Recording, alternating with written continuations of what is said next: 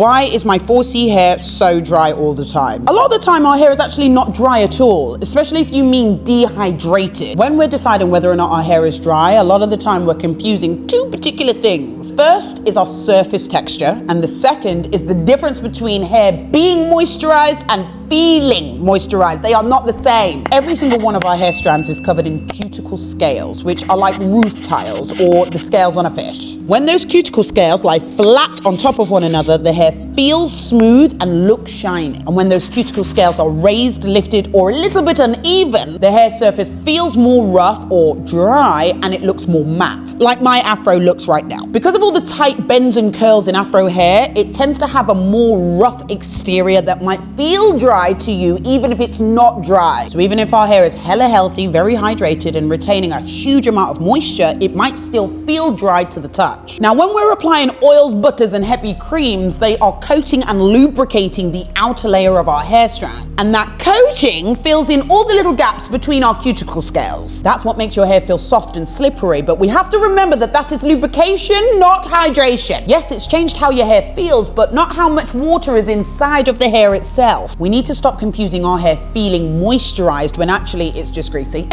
And that moisturized feeling for it actually being moisturized, because the two are very different things. And if you keep lathering up your headpiece with a load of oils and butters so that it can feel oily and greasy, i.e. moisturized, and it's actually dry on the inside, all you're doing is locking in that dryness. Hence why the afro will then keep feeling dry. It's a vicious cycle. I'm going to read you guys an excerpt from my book, How to Love Your Afro, chapter 14, moisture retention. Part of the problem is that moisture can be used as a descriptive term, with people using it to describe a feeling. For example, my hair or skin feels moisturized. And this is problematic, as the feeling of moisture is not only subjective and oftentimes wrong, but can also simply translate to our hair feeling soft, pliable, or lubricated. Products can create a film over our hair strands, and that's what impacts how moist our hair feels to the touch when they've just lubricated or coated the strands with different ingredients. This is why going by how moisturized your hair feels cannot confirm how moisturized or hydrated it actually is. Your afro could be slathered in oil, and let's speak the truth, a lot of the times that's exactly what it is. And it feels super soft and shiny and flexible, but be deeply dehydrated and lacking in moisture, that is water, underneath. When it comes to your afro, remember that moisture refers to the amount of water that's present inside your hair shaft. Think about moisturizing your afro in the exact same way you think about hydrating a plant. If your plant was dry and crispy and on the verge of death, would you go and grab a pot of water, or would you get an oil-based leave-in to drench its roots? That's okay, I'll wait. The best and most effective way scientifically to lock in more moisture into your afro is by applying gentle heat on wash day. When you use indirect heat, say with a steamer or a heat hat, the heat temporarily swells and lifts the outer protective layer of your hair strand in a safe and controlled way, which allows more water molecules and the good ingredients from your conditioning product to actually get inside the hair, instead of sitting on the outer surface waiting to evaporate in 3 to 5 business days.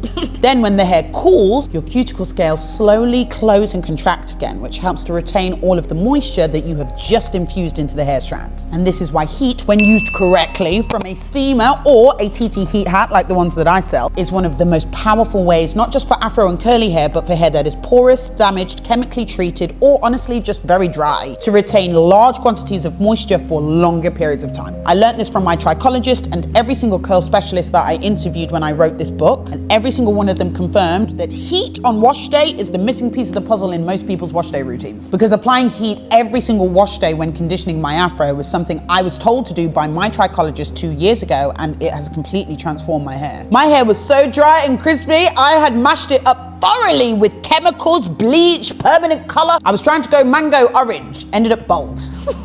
Had to shave it off, yes. And the trichologist told me from Jump Street I needed to apply heat not once but actually twice every single week, when I washed and conditioned my hair, and also when I applied leave-in, because my hair was so damaged that it needed all the help it could physically get. And I was sick and tired of either being sat with a warm wet towel on my neck back or sitting with a plastic bag on my head like I don't work full time. That's why I found this. And now I'm absolutely obsessed, as are many other people.